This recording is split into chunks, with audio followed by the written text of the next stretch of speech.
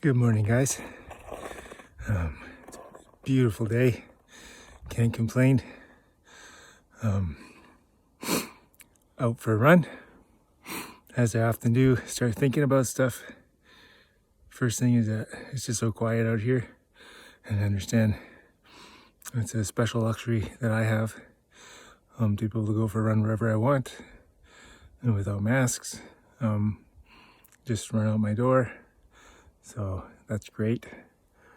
I encourage anyone that runs and you live in the city, just drive your car out somewhere, find a park, find a place quieter, and just go for an out and back.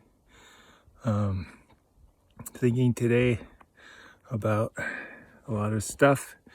I was thinking about bridges and building bridges. The closest thing I could come to here is a culvert.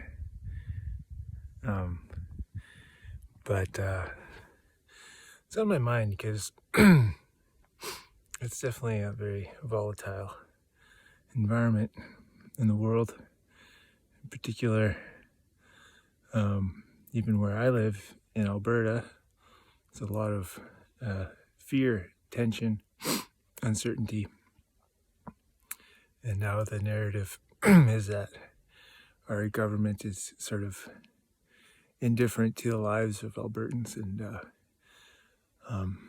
very slow to act in a lot of things and almost negligent. And the fewer things can rally people together than hatred for someone. And so now you do see a lot of traditionally conservative people criticizing the government. But I think the building the bridge is really important here.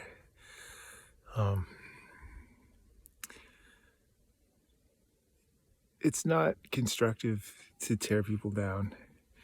There's a lot of people trying to do constructive things, but using terms that are quickly sloughed off. Give some advice if you're going to try to kind of have influence in government or any area. Don't say you're going to burn it down, because it doesn't spur the other side or the people who might disagree with to actually think about anything, because you're just talking about destruction. Even though maybe your intentions are really good, a lot of people say that I'm going to burn it down, or we're going to burn it down. That doesn't build a bridge. And the bridge we're trying to build is over all of this. You know, there's a lot of really important issues that people are trying to make change on.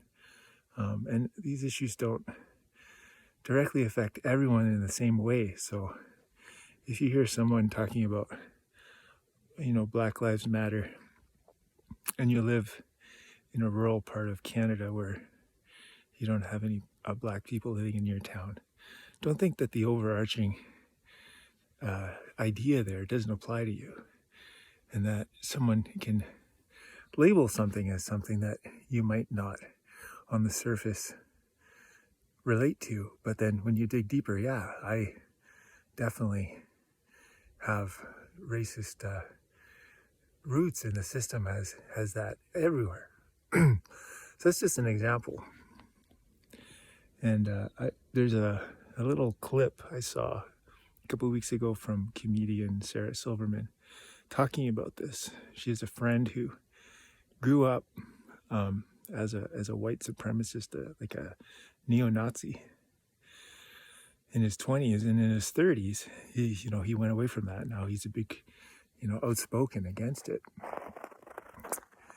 But she says that if her friend was looking for acceptance in something, for a cause, and if there's people that we disagree with or we want to cancel, people have done awful things.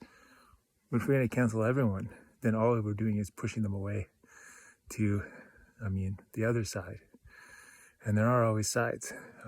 So I thought, building a bridge, being loving, And I think for me personally, like I've voted for NDP for the last many years in my province, knowing that my vote has not had much of a say at all. But I have been very critical of the opposition and now the government. There's a lot of people kind of saying totally so kind of thing, which I mean is fair.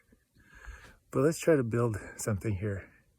And for me, I'm not gonna, even if there's truth to some of that stuff, I'm not gonna, add to the fire here with Premier Kenny and those guys. The thing is, I still have to believe that next time I vote, I'm still voting for who I believe represents Albertans the best.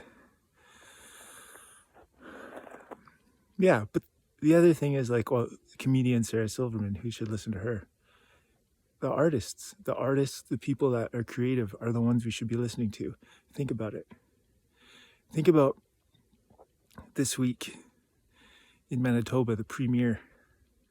I don't know anything about the guy, but a heartfelt plea for his people to social distance and stay at home, and basically saying, I'm literally saying I'm the Grinch. I'm stealing Christmas.